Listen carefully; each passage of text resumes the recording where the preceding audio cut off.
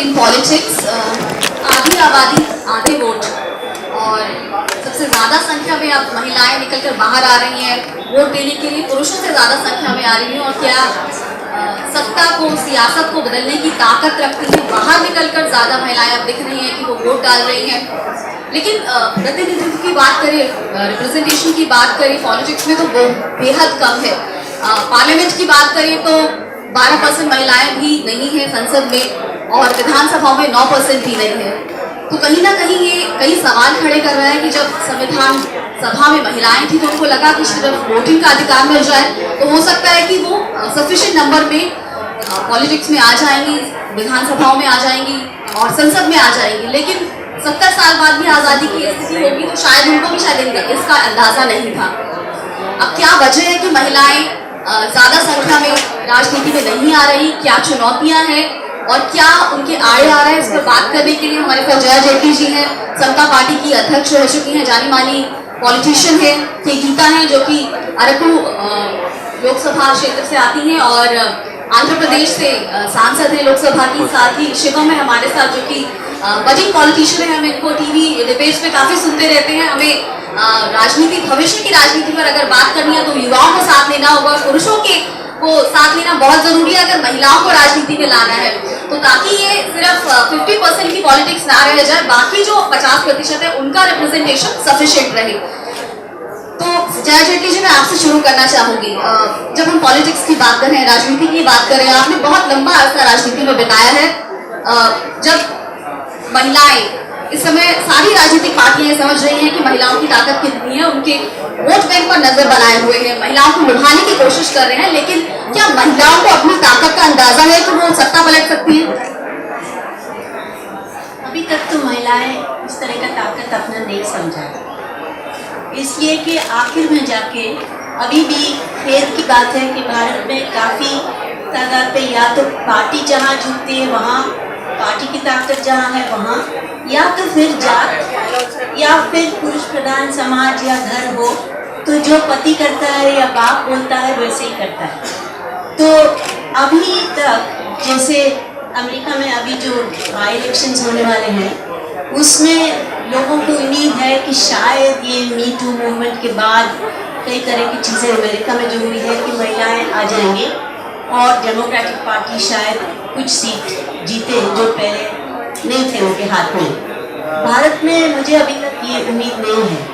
महिलाओं को अभी तक व्यक्तिगत रूप से अपनी ताकत दिखानी पड़ती है, ताकत बनानी पड़ती है और उसके साथ साथ उनको पार्टी का भी सहयोग चाहिए। बहुत कम महिलाएं इंडिपेंडेंट जीत के आते हैं। अगर उनका परिवार पहले से वहाँ एक जगह पकड़ के रखा है और वो खानदानी खास परिवार हो तो शायद बेटी या विधवा या ऐसा कोई जीत सकती है, नहीं तो अभी तक ताकत नहीं बनाए। और इसलिए लोगों को लगता है कि पुरुष ताकत के लिए ये जगह बनाने के लिए अभी तक तैयार नहीं है, इसलिए ये रिजर्वेशन का सवाल उठ रहा है। नहीं तो मैं शुरू में रिजर्वेशन के पक्ष में नहीं थी और अभी भी मुझे नहीं लगता है कि जितनी भी महिलाएं पार्लियामेंट में है वो रिजर्वेशन के द्वारा आई हैं, अपनी ताकत से आई है और अपनी ताकत बना के जब रखती है तो दोबारा चुना जाता है और वोट देने वाले ताकत देखती है उस महिला की। चीफ मिनिस्टर भी महिलाएं बनी हैं लेकिन पूरी तरह से एक संगठनात्मक रूप से महिलाओं का ताकत अभी तक नहीं बनी। जय जी, आपने विमेन रिजर्वेशन बिल की बात करी, 2 दशक से ज्यादा का समय बीत चुका है। क्या आपको लगता है कि अभी भी इस फुल प्रॉमिस के साथ ये सरकार सत्ता में आई थी कि वो विमेन रिजर्वेशन बिल लेकर आएगी और इसे पास कराएगी, तो आपको क्या लगता है सिर्फ एक लिप सर्विस कर रहे हैं? ऐसा पुरुषों की पार्टी है तो उनका ज्यादा प्रभुत्व है पार्टी पर, तो कहीं से ये एक शायद अस्तित्व में आना मुश्किल है। हर पार्टी कहती कि हम जब आएंगे सरकार में तो इसको कर देंगे, क्यों नहीं कर पाते जब बहुमत में भी है? राज्यसभा में पास हो सकती है, इस लोकसभा में क्यों नहीं?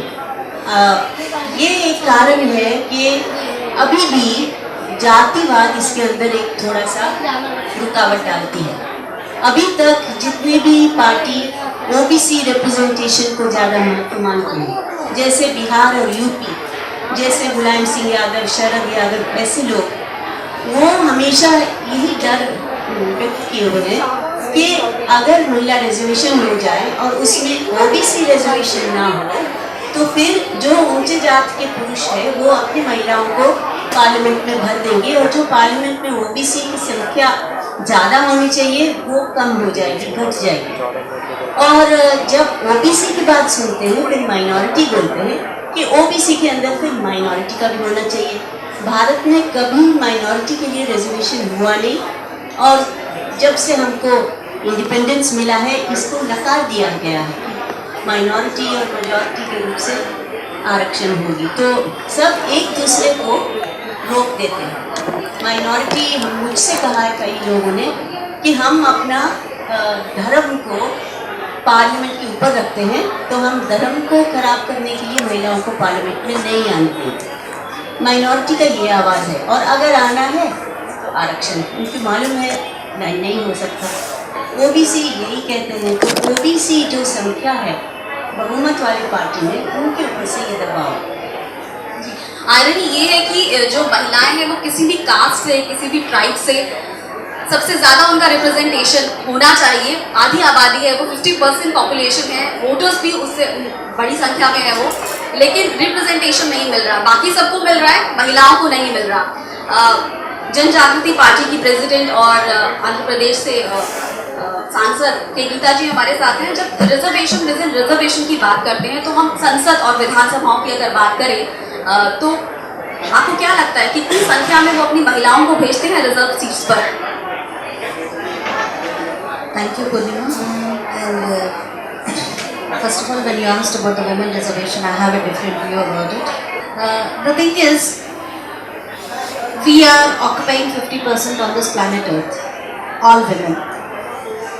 And the political parties, if there is a political will to give a reservation, it need not be a reservation at all. By consensus, they can give 50% or 33% of the seats to women. But it's not happening in the real sense. Every political party talks about women, says that women empowerment should be there, talks about all possible things for women because 50% of the votes women have. I feel it is only an eyewash for all of us, and we will have to, there is no organized movement for the women in the entire history of India till the present date. I always feel so many women organizations are there. They don't work with the political organizations. Unfortunately, women organizations feel that we only have to fight women rights. To fight women rights, there need to be a strong political will. Again, it's like the chicken and egg situation. Which is first? So, when there is an SC/ST Act that has been little diluted by the Supreme Court, the entire India was on fire. Why was it? Because there was an organized movement. Even today, why is the women reservation bill not passed? The only answer is we are not organized. First of all, we have to come out of this clutches of the ancient saying women are the prime enemy of a woman. So we are not forcing ourselves to make it into an organized movement.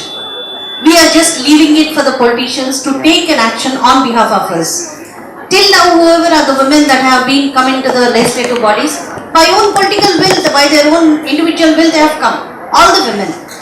I always feel that if the voice of women should be heard at the apex bodies, we have to be more organized and committed. And coming to my question saying that SC/ST women, how many women are coming into the SC/ST bodies? I would like to say it's only 5%, nothing more than that.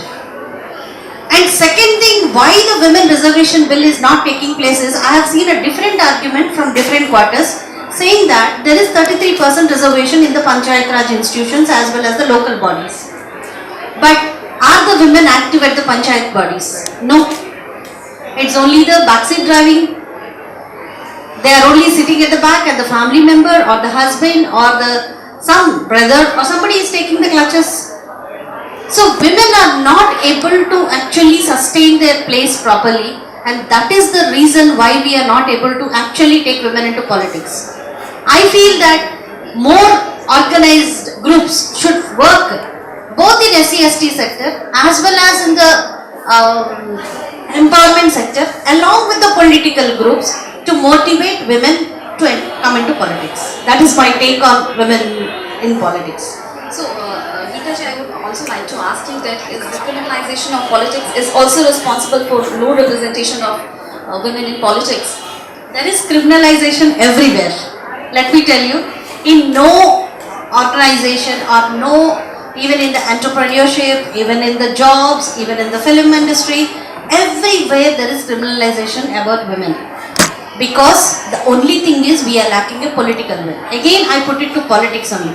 Everybody thinks politics is not my job. Everybody thinks politics is something different from me. I don't think about politics. That first concept should be changed, because politics is a guiding spirit right from birth to the death. Even in educational institutions, children should be taught the importance of a vote and the importance of politics. Because legislature is a very important body of the entire government, which actually guides your laws right from birth to death. So I feel that criminalization, yes, I do agree. There is a lot of negativity, there is a lot of mudslinging, there is a lot of character assassination. All these things are there in politics. But these things don't affect a strong women. All of us, we face all these things in the day-to-day life. If I have to see my Facebook every day, I will definitely be demoralized. I will feel bad because there are a lot of comments on it, unnecessary comments. Somebody will tell you have slow floated a party. Do you think that you can win an election? Do you think that you can win your own seat? They will be talking all this. You know, this is all demoralization. But the thing is, if you have a strong will to do something, nothing on earth can stop you. Because even our Indira Gandhi said, our India is a nation of Sri Shakti. Shakti. If we are able to determine our family, we are able to determine the economy of our family, if we are able to take care of the children, if we are able to do so many, women is the only person on earth who can do a multitasking. And a strong woman, every woman is strong. Only thing is she needs to discover herself. The moment she discovers herself, this criminalization, yes, I do agree it is there, but this will come to a standstill only when we become more stronger. Shivam हमारे साथ हैं। आप कई TV debates में अपनी political राय जाहिर करते रहते हैं। कई पॉलिटिकल डिबेट्स में आपको एज ए एनालिस्ट हम देखते हैं। मैं हाल ही के आंकड़े बताती हूँ कि जो मध्य प्रदेश इलेक्शन में अभी बात हो रही है, वहाँ 230 सीटों पर वोट पड़ेंगे और उसमें से 155 सीटें जो अनाउंस की हैं बीजेपी ने, उसमें से सिर्फ 22 पर जो महिलाओं को टिकट दिए गए हैं। ये कांग्रेस के डेटा है। और जो बीजेपी है वो कि 177 उन्होंने सीटें अपनी अनाउंस की हैं, उसमें से कैंडिडेट्स में 16 महिलाओं को उन्होंने टिकट दिया है। और यही हाल छत्तीसगढ़ में है, जहाँ 90 विधानसभा सीटों पर वोट पड़ेंगे। उनमें से बीजेपी ने जो टिकट दी है वो 14 है और जो कांग्रेस का नंबर है वो 11-12 के करीब ही है। तो महिलाओं को टिकट ही नहीं देती हैं पॉलिटिकल पार्टीज, ये बहुत बड़ी समस्या है। जबकि विनेबिलिटी की बात करें तो महिलाओं की विनेबिलिटी ज़्यादा होती है। आप इस पूरी समस्या को किस तरह से देखते हैं? जब विनीता जी ने इस पैनल के लिए मुझे इनवाइट किया और बताया कि the topic is women in politics, the first reaction I got was कि इस पे मैं क्या बोलने वाला हूँ। What I basically do is that I handle data analytics for political parties. So we analyze constituency, we make caste profiles of every constituency, break down voter sentiment, see कि कौन सा issue चलेगा, कौन सा issue नहीं चलेगा. Then that is when I started looking at the data and realized that the question is not about why are there less women in politics. The question is how does anyone succeed in politics. आज के date में जो politics है उसमें घुसने के दो ही तरीके हैं। या तो लोग एक आंदोलन के जरिए घुसते हैं कि बहुत बड़ा मूवमेंट हो गया, SC/ST एक्ट पे मूवमेंट हो गया, पट्टीदार आंदोलन हो गया, कहीं सवर्णों का आंदोलन चल रहा है, इमरजेंसी हुई थी तो इमरजेंसी के विरोध में एक बहुत बड़ा आंदोलन हुआ था। काफ़ी स्टेट का आप अगर लीडरशिप देखिएगा तो वो लोग इन आंदोलनों से निकल के आते हैं। जो दूसरा तरीका है कि लोग पॉलिटिक्स में आए हैं वो ये है that they became close to some existing politicians, they became close to some existing parties, उस स्ट्रक्चर में घुसे, उसमें काम करते गए, एक क्लीक बन गया, उस क्लीक ने अपने लोगों को प्रमोट किया एंड उसके बाद फिर वो आज के डेट में खुद पॉलिटिशियन बने। इन दोनों सिनेरियो में विमेन आर डिसएडवांटेज। होता क्या है कि अगर आंदोलन की जहाँ तक बात आती है, आंदोलन इस देश में कास्ट पे हुआ है, आंदोलन अगर इमरजेंसी में हुआ है तो जेल भरो आंदोलन टाइप के आंदोलन हुए हैं, जहाँ पे एक अलग टाइप का अग्रेशन चाहिए आपको। बेसिकली जितना बड़ा और लाउड वॉइस आप हो सकते हैं, अगर आपने गाड़ी जला दी तो अच्छी बात है, अगर आपने बस जला दिया तो और अच्छी बात है, because it is better visual for the camera. पहला ये है। दूसरा, जहाँ तक क्लीक की बात आती है तो cliques within politics that exist, जो फैसला करते हैं कि टिकट किसको मिलना है, टिकट किसका कटना है, वो cliques are basically male to be. So what ends up happening is कि वो लोग अपने दोस्तों को प्रमोट कर रहे हैं, वो लोग अपने रिश्तेदारों को प्रमोट कर रहे हैं. तो women who are from political parties still have a voice जब टिकट डिस्ट्रीब्यूशन का समय आ रहा है. बट जब टिकट डिस्ट्रीब्यूशन का समय नहीं है तो मतलब वुमेन का मतलब एक तो कोई वॉइस नहीं है, because they are not sitting and drinking chai at the same dukaan. वो लोग सेम जगह पे जाके बीड़ी नहीं फूक रहे हैं जहाँ पे पार्टी के कार्यकर्ता बैठे हुए हैं. ये सारी चीजें पॉलिटिक्स में एक बहुत बड़ा डिसएडवांटेज है. इसको कैसे हटाया जाए, इसके लिए ये बहुत जरूरी बात है कि जो वुमेन ऑलरेडी है पॉलिटिक्स में, they realise that it is their responsibility to get more women into politics. It will have to be a formal structure जहाँ पे महिलाएं मिले, महिलाएं अपने मुद्दों की बात करें. आज के डेट में देश में बहुत बड़ी बड़ी महिलाओं के मुद्दे हैं, but they are not political issues. All of them have remained social issues. जैसा कि गीता जी ने भी कहा, जया जी ने भी कहा कि सोशल इशू तो है, बट उसके ऊपर क्या आज के डेट में वोट पड़ रहा है? हम लोग का जो अपना एनालिसिस है, what we give, we calculate something called the household divergence of votes. Basically एक मेट्रिक है जो कि देखता है कि घर के अंदर जो फैमिली मेंबर्स हैं वो क्या अलग अलग पार्टीज को वोट डाल रहे हैं या नहीं. कहीं कहीं नॉर्थ ईस्ट में जैसे अभी त्रिपुरा का चुनाव हुआ, तो त्रिपुरा में भी रियलाइज कि नहीं, घर के अंदर भी वोट में डिस्ट्रीब्यूशन है, but the breakdown was between the old voters and the youth. Women अलग वोट कर रही हूँ अपने परिवार से और अपने घर से. ये एटलीस्ट साउथ इंडिया में तो मैंने काम किया नहीं है तो मैं नहीं बता पाऊंगा, बट नॉर्थ इंडिया में जहां पे हमने काम किया है ये अभी तक तो देखने को नहीं मिला है. They usually vote along their family lines, they vote along their caste lines, and पूरे परिवार का वोट थोक में साथ में पड़ता है. तो इस सिनारियो में वुमेन वोट कैसे बने, एक वुमेन वोट बैंक कैसे बने, जैसे कि पूर्णिमा जी ने वुमेन वोट बैंक की बात की थी. वुमेन वोट बैंक नहीं है इस देश में. वोट बैंक वो होता है जो कि साथ में वोट डाले. वुमेन वोट आपका अगर कास्ट के आधार पे बढ़ रहा है, रिलीजन के आधार पे बढ़ रहा है, बाकी मुद्दों के आधार पे बढ़ रहा है, तो वोट बैंक नहीं कहलाया जा सकता है. तो जया जी, मैं आपसे जानना चाहूंगी कि जिस तरह से शिवम ने बहुत अच्छा पॉइंट बताया कि वोट बैंक नहीं बढ़े, कहीं ना कहीं महिलाएं उतनी संगठित नहीं हो पाई कि वो अपनी आवाज को इतना बुलंद रख सके कि हमें प्रतिनिधित्व चाहिए. ये होगा या डू और डाई? मैंने बहुत अलग अलग परिस्थितियाँ देखी हैं. हिमाचल प्रदेश में महिलाओं ने बूढ़ी से लेके नौजवान लड़कियाँ सब लोग शराब विरोधी आंदोलन चाहते थे, क्योंकि वहाँ शराब के छोटे छोटे दुकान खेतों के पास मेन रोड पे बच्चियाँ कॉलेज जा रहे हैं, स्कूल जा रहे हैं, बस में चढ़ते समय लोग शराब पी के बस में छेड़ते हैं, ऐसा कुछ. या फिर गांव में भी लोग आके फिर औरतों को मारते हैं शराब पी के. तो क्या हुआ, ये काफ़ी साल की बात है, महिलाओं ने ऐसे तय किया कि पुरुष हमको इसके खिलाफ बाहर जाके लड़ने नहीं देंगे, तो हम एक महिला मेला करके, एक अपने लिए एक मेला जिसमें खूबसूरती से सज धज के निकले और झंडियाँ लगाए और बाहर आए और पूरी तरह से मंच बना के एक पर एक बूढ़ी से बूढ़ी औरत आके मंच पे बात किया, भाषण दिया शराब विरोध में.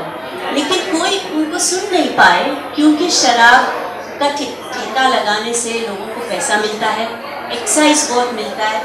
आज गांधी जी ने एक बार कहा था कि अंग्रेज़ों की तरफ से वो लोग अंग्रेज़ी शराब सबको पिलाना सिखाया, और कहते हैं जो भी सरकार, और जो अभी भी ये हालत है, लोगों को शराबी बनकर पैसा लेकर प्राप्त होके एक्साइज के नाले फ्लाईओवर्स बनाते हैं और उसको विकास कहते हैं. क्या विकास है जो इंसान को ख़त्म करता है? ये बात महिलाएं अभी भी रेप क्यों हो रहा है, गांव गांव में महिलाएं रोते हैं कि पुरुष शराब पी के आके हमको हमारी पिटाई करते हैं. कई सारे आंदोलन चलते हैं. तो अभी नीतीश कुमार ने क्या किया, इसका एक मैसेज उनको मिल गया और बिहार में शराब को बंद कर दिया. लाखों लोग जेल में पड़े हैं, मीडिया सब नाराज़ है, कोई भी नहीं इससे खुश है, लेकिन महिलाएं नीतीश कुमार को शायद इस बार देंगे. तो ये धीरे धीरे से बनता है इसकी आवाज़. लेकिन पार्टी के अंदर मैं 30 साल रही, अलग मतलब एक ही पार्टी समाजवादियों का, लेकिन अलग अलग गठबंधन बना के, कभी नाम बदल के. उसमें मैंने देखा पार्टी में कोई महत्वपूर्ण पद में आपको नहीं बिठाएंगे, जो कौन किसके लिए टिकट जाना है, महिला के नाम आप लेंगे तो बोलेंगे नहीं वो तो हार जाएगी, अगर उनका चुनाव लंबा चल गया तो नहीं उनको पैसा नहीं देना है, ये सब. दूसरी बात है महिला सेल बनाएंगे जो एक बच्चों की नर्सरी जैसे हैं. बड़ा बड़ा तीन दिन का पार्टी सम्मेलन वर्षगांठ मनाने के लिए या कोई भी चीज़ बड़ा सम्मेलन होगा, उसमें महिलाओं के लिए अलग तंबू, जैसे कि बच्चे आप वहाँ जाके खेलो, अपनी बातें वहीं करो, तो वो पुरुष हमारी बात सुनने के लिए तैयार नहीं। चाहे हम कितने भी आंदोलन की बात करें, मजबूत बात करें, समाज बदलने की बात करें, महिलाओं के अधिकार के बारे में बात करें, पुरुष सुनने के लिए तैयार नहीं। वो अपने राजनीतिक पॉलिसीज और ये और वो इस पर बोलते रहेंगे और आखिर में प्लीनरी सेशन में हमें आपके सामने बिठाएंगे कि महिलाएं कितनी है हमारी पार्टी में। तो ये सब नकली नाटक अभी भी है।